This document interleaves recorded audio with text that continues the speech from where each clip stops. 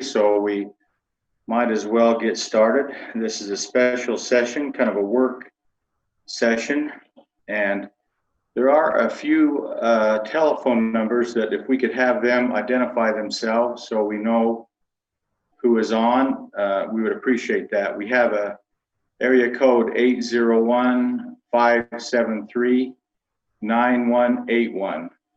Zach, that's you.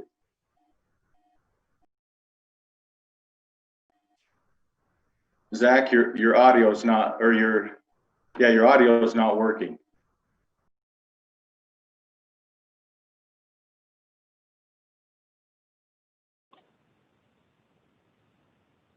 Can you hear me now?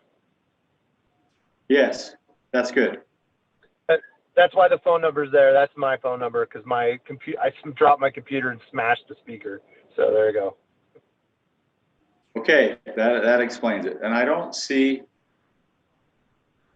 really don't see anyone else that is just a telephone number. But anyway, we appreciate everyone being here. And who's going to make the presentation for Fremont Island? So I think I will. And then Nate, if you have a screen share, Nate, where you can pull up the materials, that'd be great. Do you have the ability to do that, Nate?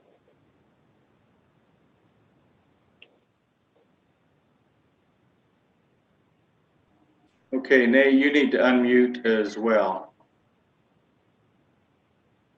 There we go.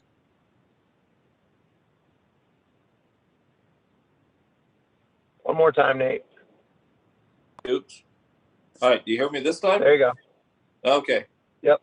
So I'm actually on my cell phone, not my laptop. So I'm not sure how to do it on my cell phone. I can try. Let me see.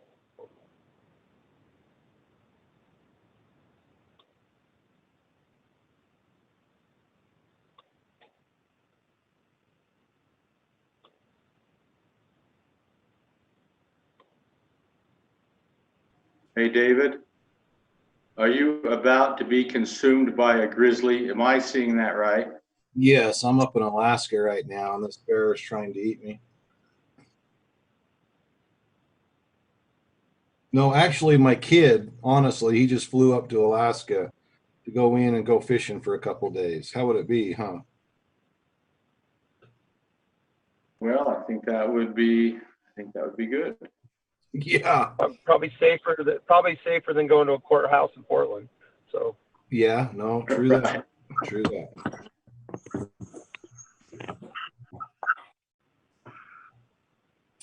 All right. So Nate, I think you can turn it over to me, right? Show my screen.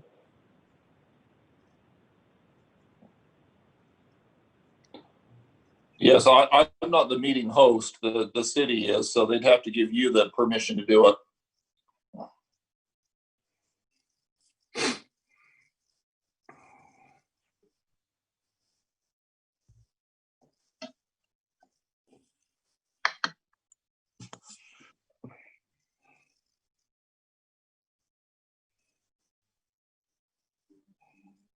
Sorry, my assistant is in Alaska also. I think everybody's had enough of human population. She was like, I'm out of here. I think while we've got the time and we're not going to burn through people's evenings, how about I'll just start going through the presentation? Because that sounds real.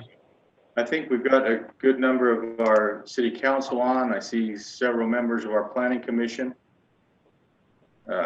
Perfect. Our engineers here, Public Works is on, so I think we're good to go. Perfect. We'll just start. So, high level, thank you, everybody. I know this is like once again a strange thing, and thanks for coming out for those of you that came out on the Razor Tour, and so you can get an idea of what Fremont Island is. And it's funny, the owners and I keep going back and forth on what exactly this looks like, and we actually got a lot of good questions that helped us kind of think about where we were at. And I think I want to start at a high level. I think our first question is access, right? How do we actually get access to the island? And that's probably a series of federal and state permits connecting to the causeway across the sandbar as one option. And then, you know, talking to a couple different water conservancies and different kind of players in the Weber Davis County area, you know, the idea of creating a secondary Willard Bay, and using one of the walls for the secondary Willard Bay to basically create another form of access, was kind of a surprising idea I had. I mean, that was given towards me from other players within the county. And so, you know, from a high level, I think the easiest path is trying to get a permit across the existing access and just expand the current easement across the sandbar, and then build out a wide enough road. And I'll let Nate jump into kind of the mechanics of access and secondary access with that size of road and what we'd have to do. Yeah, so what we're envisioning is so that we can obtain two forms of egress, is to have the causeway split into two different roadways. So we'd have a directional in on the road, a landscaping area in between, and then a directional out. So that way that if in case of emergency, they could all be coming out, or, you know, an in if it needed to be, satisfying our understanding of the International Fire Code and what we've done on other projects for directional, two forms of egress with directional access. So Bill, just really quickly, let me explain something to you that'll help you with that, okay? It's probably a good time to tell you right now so we don't forget.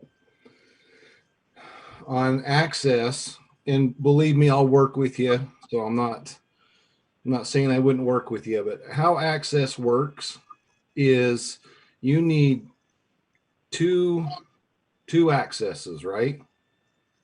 Okay, so what you need is you take Fremont Island and you do a diagonal, you take half the diagonal, and those accesses have to be that far apart. Does that make sense? Correct. So what our understanding is, we've researched it, is what we were planning on, and we'd love to work with you on it further, is when they come to the island, the connection point onto the island would be at different locations, but they would come back onto the causeway themselves. Well, we'll look at everything, but there's like Okay. a little game I play where if I take a pin or a little crayon, Yeah. if I can plug up a spot, then you have to show me how you're going to get the fire truck there. And so if right where you come down Antelope Island on that causeway, if you start off together, I can block that and you can't get a fire truck out there. Does that make sense? It does. So you have a solution. We have tons of solutions. One solution is someday we might just have to put a station out there. Okay, that's one. Another solution is we look at, I don't know, different options, and maybe we'll just have to do a variance or something. But I just wanted you to understand that diagonal. But it sounds like you have a pretty good idea. Yeah, and we've worked with that as well, but we appreciate the input, and we'll certainly continue to work with you. Okay, and other than that, I'll shut up and just listen. Sorry. No, the whole point is to have a discussion here, right? Because we came away with, you know, the same thing. You know, how do you, if you have an emergency, how do you ensure access to give a fire? How do people get off, you know, or on, right? So I agree with you. I think the next issue is going to be utilities, right? And, you know, we have a couple different ideas on that. And I think Nate's going to kind of walk through all the possible options we have beyond just hauling utilities out to the site. I think for sewer especially doesn't make a ton of sense. And then I'll let Nate talk from here. Yeah, so I mean, the main ones that I see are sewer, water, power, and gas. And again, economically, we've looked at a couple different options. Let's take gas, either doing propane on site or actually working. We have been in contact with Questar Gas about running a main line to the island. We're looking at both options of just economically at this point. At this point, it is looking to probably just run a main line through Questar out to the island. Sewer, again, just like what Zach Hartman had mentioned, either just going off the treatment plant there within Davis County, running a line out, or look at doing an on-site community treatment facility on-site. The economics behind that, as well as connection, is still being evaluated, as well as grades. We know we can't gravity it out. We would have to force main pump it out. Again, the economics of it and topography and soil acceptability, we are looking to pump out. Water, we are looking to do wells on site, and in the process of securing water rights for those wells. And power, again, working with Rocky Mountain Power. RMP says there will be some major facility upgrades, but they're very willing to work with us on power.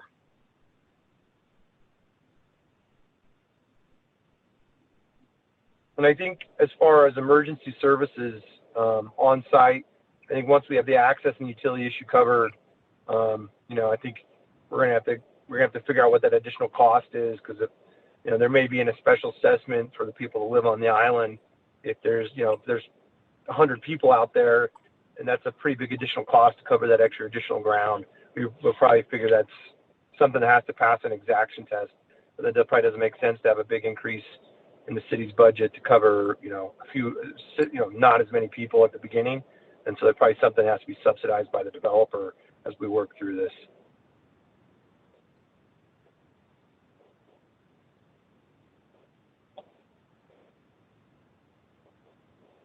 I was curious after the tour if anybody else had any other ideas of kind of the three paths we thought we would go down.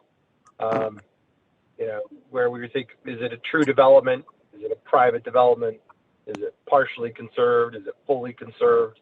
I was just wondering if anybody had any opinions, because, like I said, we're still working our heads around this as well. So.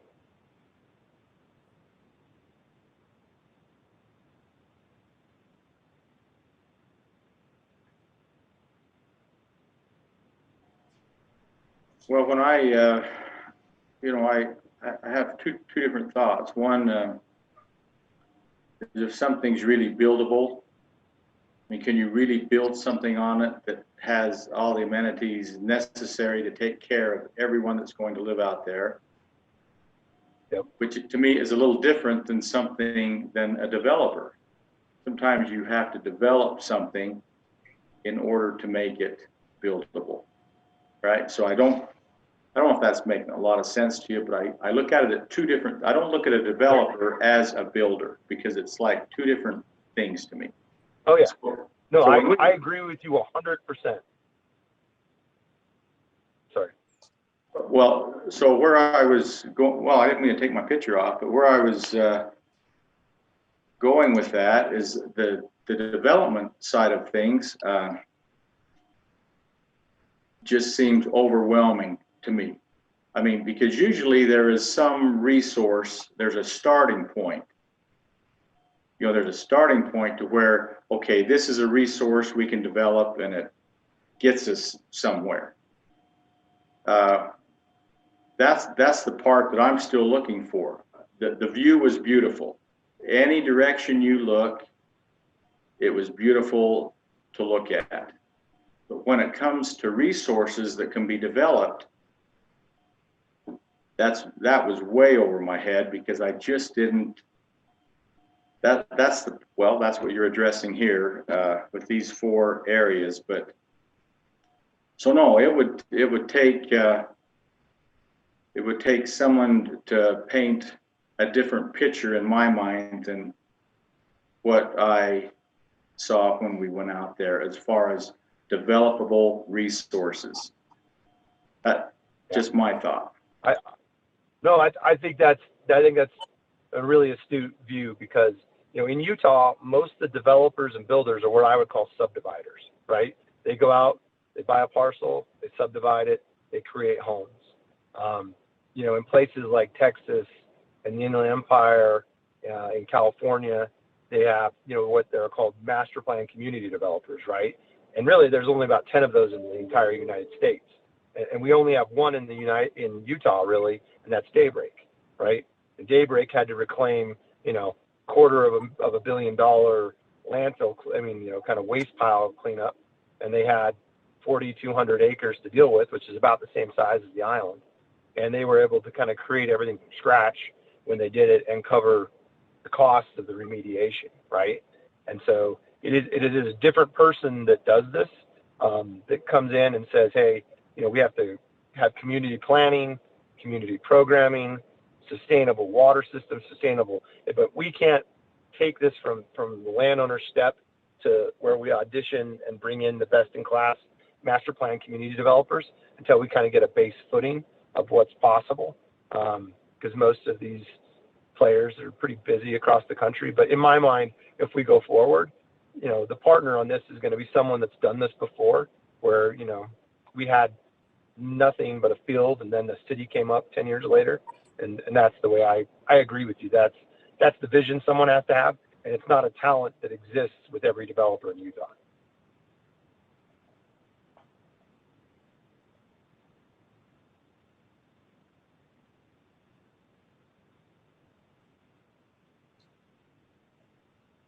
Anyone else? Just it's good feedback for us because it's nice to be able to have this dialogue, right? Helps us see how our partner feels about these ideas. Because I'm still on the fence about what's the right thing to do. Zach, I'm curious about, you said on-site wells for water. When we were out there before, you mentioned that they had drilled a couple of wells and the water that they got to was kind of brackish. But then when they went deeper, Yep. they came up with oil. So how deep, how far down do you think you're going to have to go to get to palatable water? I don't know. Is it feasible? Well, not to build two houses, but if we can build enough houses, then you know, even if we're pumping the water along a pipeline, that's one way, and the other way maybe we're doing a desal. But the amount of studies we're gonna have to pay to do this, to put together, we kind of have to some security that we'd be able to actually do it if we were able to. Does that make sense? There's a chance we agree to this idea that this many homes should go here, and we start going down the process of, you know, trying to collect water, trying to build, and the bottom line is the bridge is too expensive because by the time I give a cooperative break point, or the water's not available, or the water's too expensive to get to, or it's not consistent enough. But before we start spending the money and rowing down that river, I want to make sure if we get to the right destination, we all are going to the same place, if that makes sense. That's fair.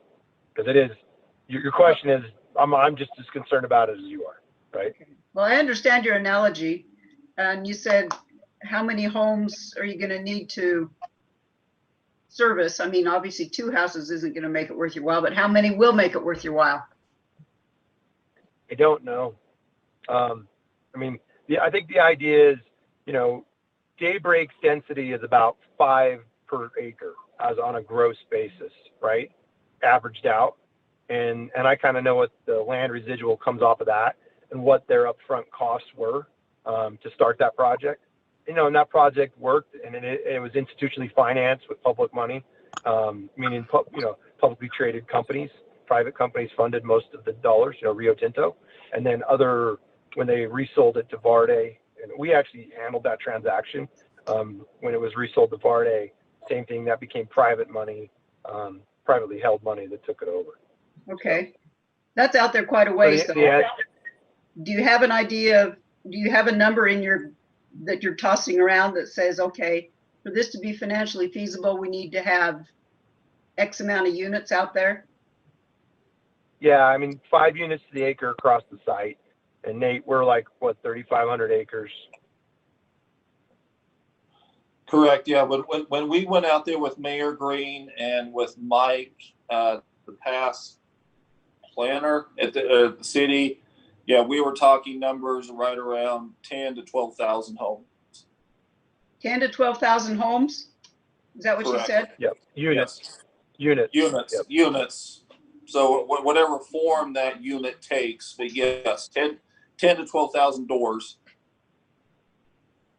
Yep. Some will be larger estate homes and some will be apartment style dwellings that, you know, especially where some of the stuff wraps around the cliffside. In really, you know, if we picture future development there, it's going to be kind of like a Cinque Terre hillside, right? Where you can, that's an affordable way to build up against a steep hillside and get the views of the lake and kind of create better product. Yep. Sorry, do you have a median price point of these dwellings that you're looking at? Yeah, I think for to be reasonable on the island, we have to be comparable with Weber County pricing. So, you know, I think we're going to be in the 250 to the 1.1, right, range, depending on what product type. And I think the core stuff is going to be 300 to 500,000 by the time we're done out here. But, you know, I've done a lot of development in Weber County. I'm from Ogden. I mean, I don't think this is a place. I'm not really thinking to price out the average citizen of Weber County. I think that's a business mistake. And so the idea is to put enough units in there that it works, right? And commercially, what types of businesses, if any, do you envision having out there that would pull people out to the? I hope not. I hope none, other than like restaurants to service, grocery to service. If there's enough people out there, they need medical service or a CPA. But the idea is the commercial services are probably back closer to Antelope. Because you look, a big problem when you do commercial development that you're on a shoreline. I mean, essentially, you only get 180 degrees of service, right? You don't get a grab from a 360 degree service. Like you look how you know, Station Park does well because its MSA pulls very far north and very far south, even though it's a fairly tight choke point, right? And I think, you know, the citizens that would end up living on the island, they'd probably be contributors to coming off the island and buying residential stuff beyond convenience, right? I think, you know, restaurants and stuff like that, maybe a hotel, but, you know, this question is how open is this to the public, the rest of the island? And then the other question is how private is the island? And that's kind of like a, you know, the madness that we continue to see across the country, you know, there might be a great appeal for this being private, right? And everybody knowing exactly who their neighbor is and a gate, you know, kind of enforcing that. And so really that's one of the main questions that we would like to get from the city tonight is more just some feedback, some open discussion on should it be open to the public or should it be closed to be a private island with that same number of residential units on the island? If it's private, it makes it a lot easier when we create impact fees and impact fee studies because the exaction test is easy to put together. The schedule is easier. The other citizens in Hooper can't say that, you know, the island's causing them additional cost and money because we'll have a separate line item. And it'll make it easier to do, but then they don't get any of the benefit of the island being developed, right? Just, you have to be an owner to have that benefit. And that's the part I'm wrestling with, you know, a little bit.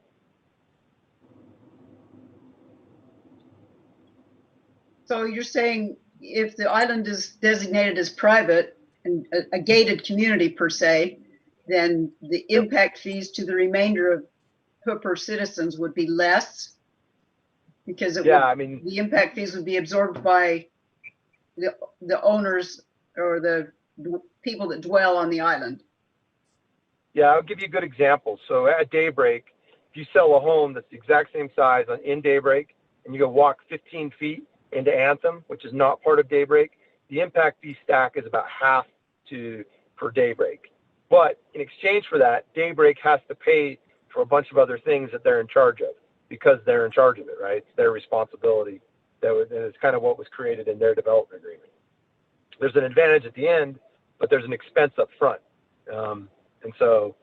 That's something we come to terms with as we start designing it, right? So, because we may come to this and I'll be like, hey, should this be a city park? And you're like, well, the city doesn't want to take on debt and we don't want to write a check for that, you know, and I'm like, okay, we'll pay for the check, and this mechanism finds a way for it to come back into public hands. And this mechanism keeps it private. But at the beginning, we kind of have to figure out what's everybody's desire and wishes, right? And then try to pencil something that covers that. So then on the flip side of that coin, if it's not private, if it's not a gated community, it's not private, then what benefits are offered to the people that live up here on the mainland of Hooper? Yeah, that's my question, right? I think that a huge portion of the island should be open to the public, because I think it's a valuable piece, and I think we're running out of pieces of good land nearby our houses as the state grows. And I think that it's a big benefit if there's a parkway or a path or something that connects it so people can ride their bikes or walk or hike or drive their UTV. I mean, maybe it's an off-road trail park where razors can catch, and there's a path that drives around through the island. I don't know what, but I think why we get to speak at a high level, what would the citizens of Hooper really enjoy? And when I drive through it, there's a fair amount of off-road recreational vehicles that have to go on a trailer to get any use, right? And right. And what that about, could be something, right? You talked also about a proposed marina in one area out there. Is that something that you would keep private or public? I mean, it just depends, right? So if it's private, you can amenitize it, you can price it in with the houses, right? And it becomes something you get to sell. If it's public, then it's a draw and it creates traffic, right? And maybe it's something the city participates in the cost or rallies in the approval process and helps us politically with some of the other approvals we have to get. If I was here and I was just dreaming about things, the island would be about 70% public with well-designed trails and 30% pretty dense development. And then we'd create some separate Willard Bay entity between where Hooper is on the east side and have some freshwater connection. And because I think that it creates great value, and I think that the citizens of the area would really like it. Whether or not I can pull off that Disneyland idea, that's to be figured out. But if you're asking what do I want, I think that's what I want. I just don't know if it can be done. So your vision, if I understand right, then is to maybe, like you said, do a dike or a wall to create a freshwater Willard Bay scenario between the island and the west end of mainland Hooper? That's my dream. If there was a way to do that without damaging some of the saltwater habitat, right? That's pretty critical. And so I think, Willard Bay's found a way to do that in part. I think there's the lake is receding at a certain amount per year, and that's a real thing. And if we can find some way that mitigates and helps with the health of the balance of the Great Salt Lake, something where we get the Nature Conservancy and other NGOs on board, along with Weber Basin water, if we can find better ways to store the fresh water that comes out and get a little more use out of it. And I'm fairly certain the citizens of Weber County and of Hooper would be excited to have another lake that wasn't as crowded nearby. I think that'd be a bonus that was a little more usable than the Great Salt Lake. And I'm not saying it's in its entirety, but for a portion, right? And when you build those dikes and those dividers, that becomes more of a federal and also, water service, cost. And then we share the cost with them. But then there's a lot more benefit because you got a freshwater dock, right? And that's going to raise the price of everybody's land along the shore and everybody's land on the island, right? But that's me dreaming big, and I'm not really willing to go out there just yet and say that's what I want. But behind closed doors, that's what I'm working on, right?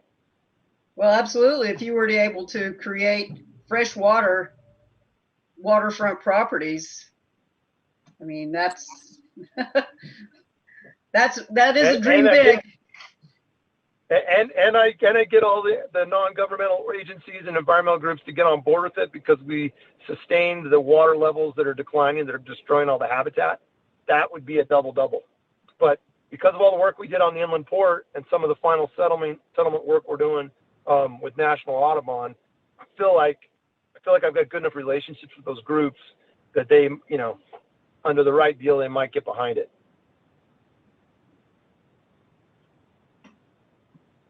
That's an interesting concept. Yeah, it's pretty Walt Disney, but Yeah. you know, got to start somewhere. Sure, why not? Yeah, is there any feedback from the city on just some initial opinions on private or public? Or partial? We won't. We won't hold you to it. We're just looking for really just some general feedback. Because the next round of this becomes really expensive for us. And so if we don't have a good gauge on where you're at, we just light money on fire. So that's if we had a partner that was like, we could get to this, we're all going to this point and we were working on it together, that's a lot easier to go spend money on than, you know, well, we want to find a way to tell you no, but we haven't found a way to tell you no. I'd rather just be told no. So it's cheaper that way. Well, in my opinion, I appreciate this gathering here and opening it up to the public. And I can see we've got a few citizens here as well. So they can hear what's being said. But I think City Council and Planning Commission need to meet and discuss the pros and cons. I don't think we can come out right now and say, hey, we love it, or hey, we hate it. You know what I mean? But we've got. I totally understand that. But it is good to hear your new ideas and things that you know, the way you're promoting it or wanting to. It's either a dream big or it's a public park. That's kind of where I've come to. It's nothing in the middle, right? And that's where my brain's at, and I can't get beyond that. So, because the costs are just so great to build one home out there. Like if I just said I want to build one house, it costs so much money just to build one house. I might as well build, you know, 15,000. So, you know. Yeah. Because I'm gonna have to get an investment group that would do a Walt Disney type deal, right? Like that's gonna require, you know, there's gonna have to be some greed to back the imagination. Okay. I don't know that I have an answer for you. I don't have any feedback other than my own personal opinions, and I've already asked those questions. So I really think our elected officials and our appointed officials need to put our heads together and discuss it in detail. And, you know, based on what you've told us, you know, then get back with you with an answer. I don't think it's something we can answer tonight. That's for sure. Oh, didn't think you could. I don't even think I could. Right? It is kind of like a moving target, right? Yeah. But if that's all the questions and kind of where we're at, if you guys want to round up and just let us know, you know, we're still high level because kind of next steps are really expensive and really painstaking and a lot of work. And, you know, if you guys were 50-50 on it, we'd probably work towards making it a park. And if you were 80-20, you know, that might be a different story. So you I say don't need a free vote today. It's not. When you say making it a park, I mean, are you serious about making it a park, or what do you mean by that? Or are you just being facetious? I don't know. No, I'm not. I'm not being facetious. In my brain, that land has more value to the citizens as a recreational item than it does for 15,000 homes as by the time I do all the entire land residual analysis, right? Now, if there's no public participation in that park and there's no willingness to kind of take it down that path, then going down a development path is perfectly fine, right? Because there's not a lot of money in parks unless there's a public need, right? But, you know, I think I just look at it and I'm like, you know, I had never been out there. And then once I went out there, I was like, this surely makes, you know, the area. And then I've sold homes up in down Gentile and Antelope for 20 years off and on, right? Like I know the area. It just made the area feel a lot bigger to me, right? Being out on the island. And I think where everything's getting more and more crowded, having a little space is a good thing. And so the question is, does that mean I have a little space because I have a house on the edge of a cliff and it looks out across the Great Salt Lake? Or does that mean I got 2 or 3 extra trails that are good for recreation and ways to kind of enjoy what's already out there, right? So if you pursued the parks type situation, eventually that would get turned over to Hooper City to maintain, correct? Maybe, unless it's a state-run park or a privately funded park like Bouchard Gardens or something, right? Like, you never know. Right now, it's not ever we're in going to be a discussions Bouchard with- Gardens. Yeah, I know. But I'm just, I'm going along with my Walt Disney theme of this meeting of overdoing it. But the idea is, a wealthy person comes in and preserves it, takes care of it, so finds a way to interconnect and donate it either to the state or to Hooper, and then you have to manage it, right? But typically, most of the time when we do these, purchases, and there's a big endowment that's included, and that's, we're a ways away from that. But in my mind, it's one or the other, right? Or it can stay just I don't like think it you can. Nothing stays like it is. Yeah, Maybe. been that way for 150 years. It's all right. I've seen things this year I never thought I would ever see. Yeah, that's true too. Okay, that's all the questions I have for you, Zach. Great. That's all I have for a presentation. If I got everybody covered, I think we're good. Anybody else? Yeah, are there any other comments anyone wants to make or have any questions, or are we good?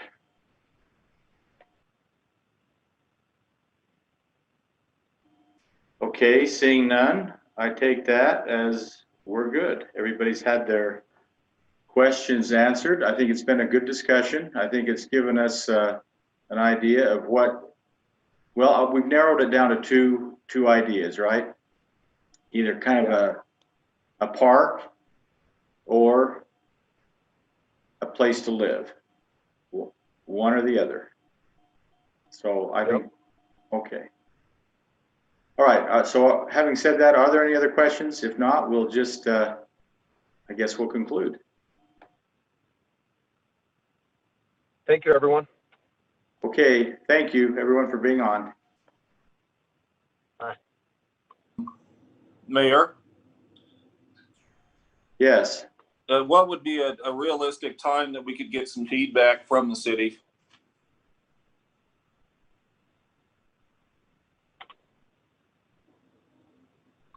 Well, I think if we had a work session from the Planning Commission and a work session with the City Council, so that would be over the course of the next 3 weeks, something like that. Now, when you want the feedback as to which direction we think would be, Hooper would be more in support of, whether it be a park or a residential area. That's kind of what we're looking at. Is that right? I think so, because I don't think it works being in the middle, right? Well, I would agree with you. It wouldn't work being in the middle of that. If it took up to 12 to 15,000 residences that actually live out there, that's bigger than Hooper, the mainland of Hooper is today as far as population. So that, or a park that people could go out and enjoy the natural resources of Fremont Island. I would think it's one or the other. Yeah. So that'd be great to know. Yeah, that'd be good. So I think given those two choices, it shouldn't take a whole lot of time for Hooper to give you some feedback on what we would feel would be the better direction for the city. perfect. And for us, I think if we can just get a non-public response to what your thoughts are, that's great for us. And then we'll go back and kind of digest that internally between the partners, and we'll get back to you with how we plan to go forward, if that's okay. Okay, explain to me what you mean by a non-public response. In other words, you would want to keep this in-house rather than bring it, have any discussion with the citizens of Hooper. Is that right? That's right. Because I think if you said, hey, we want it to be a park, I'm going to spend some time trying to convince some partners that this shouldn't be a development and that this is how they get some of their money back or all of it, right? And that'll take me a minute just because. And so that's why I'm asking for that. So, because that way, if there was great desire for it to be a park, I'd have to go, you know, I'm going to have to figure out how that actually turns into a good idea for the owners, right? Okay, I think that's fair. I think that's good. Okay, great. Well, I really appreciate your time. This is super helpful. I kind of wish we could do every deal where we just get to sit down and talk it out. It would be a lot better. So. Well, I think it's always good. The catch-22 to all that is you just can't always foresee the end result from the beginning. Sometimes we can. Never. Something like this is a little bit of a moving target in my mind. So you got that right. So. Okay. Well, thank you, Mayor. Cool. Thanks. Have a good day. okay, thank you.